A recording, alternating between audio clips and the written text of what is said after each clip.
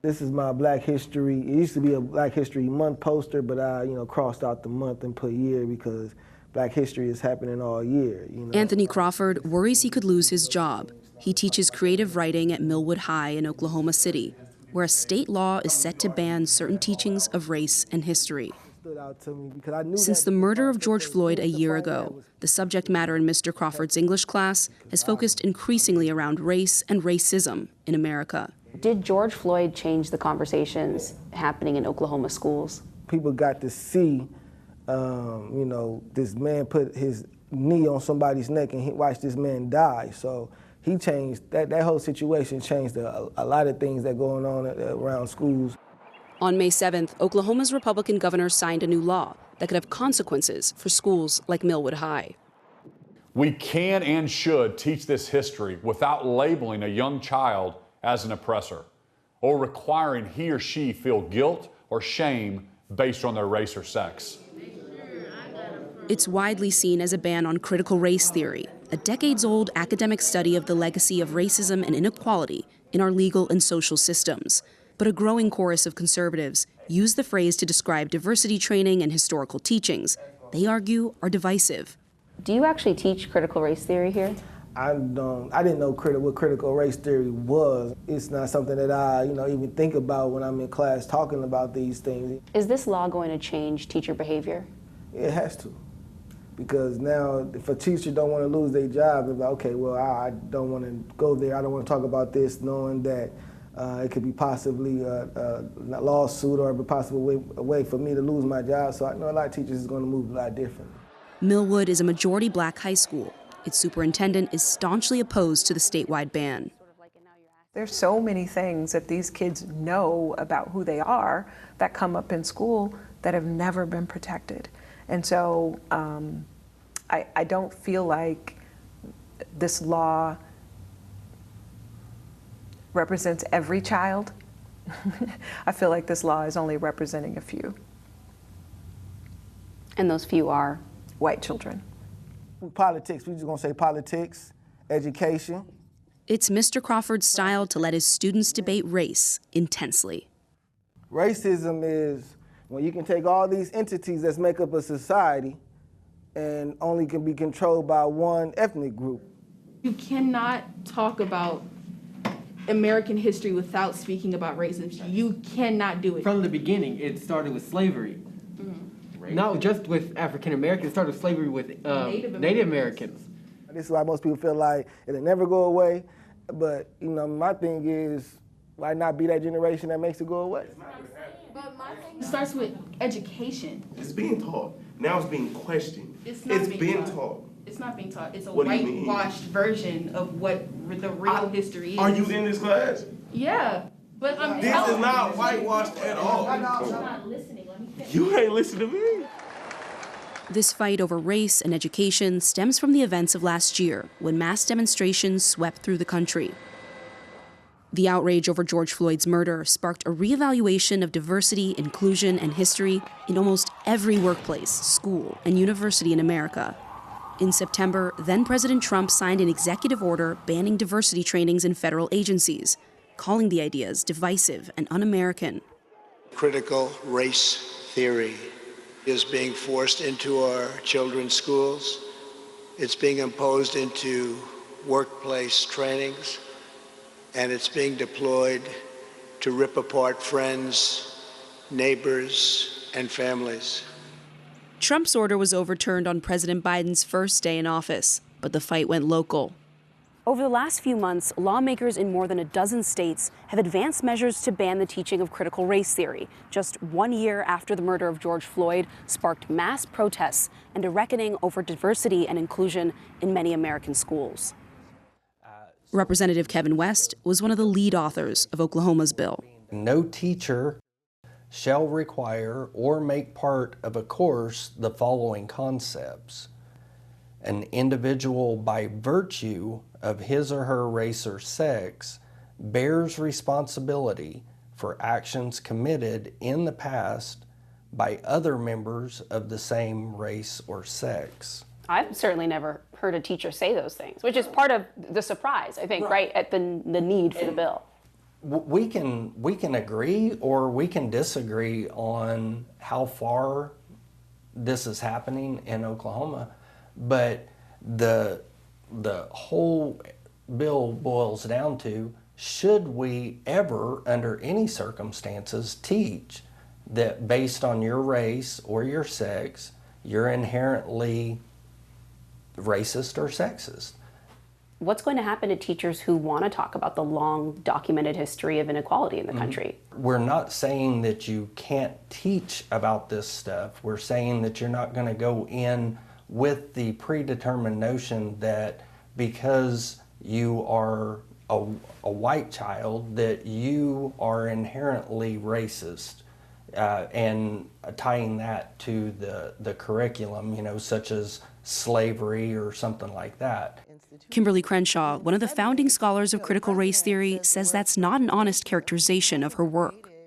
I've been trying to tell people for at least 6 months that the effort to respond to the reckoning of last summer was going to metastasize into a backlash.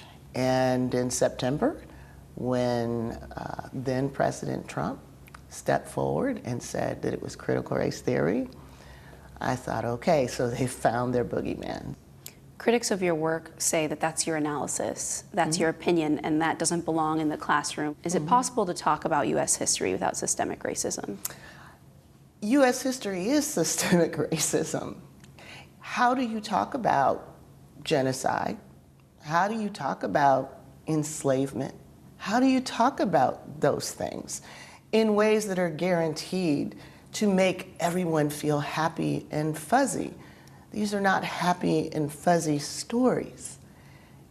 As these bills pass around the country, what do you think will happen? Before we know it, students of color, as well as white students, are going to have an education that is less robust than we have even right now. This is a runaway train, and a lot of people are on it and have no idea what the destination is. Hi, thank you for making time to come Jenny out. White is a parent of 5. She's worked with lawmakers behind Oklahoma's legislation.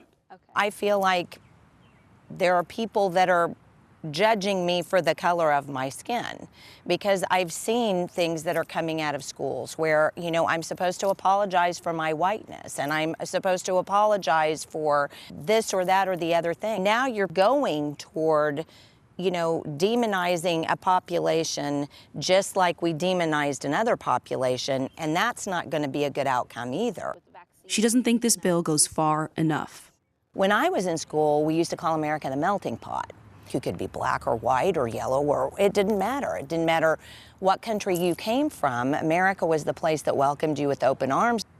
Is it possible that some of those folks you grew up around from different backgrounds, even at that time, weren't seeing America through the same lens that you saw it? I have friends from all kinds of different places, and that's just, they've had kind of the same feeling about it that I have. Teresa Manning is a former Trump administration official. I think something has to be done to defend the country from this psychological warfare. You see this as a war? It's certainly psychological warfare, absolutely psychological, to demoralize the Western peoples. We can't be that evil a country or that evil a civilization if so many seek to live here.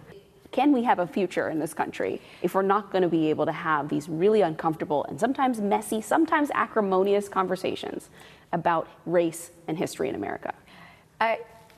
Yelling fire in a crowded theater has never been viewed as protected speech.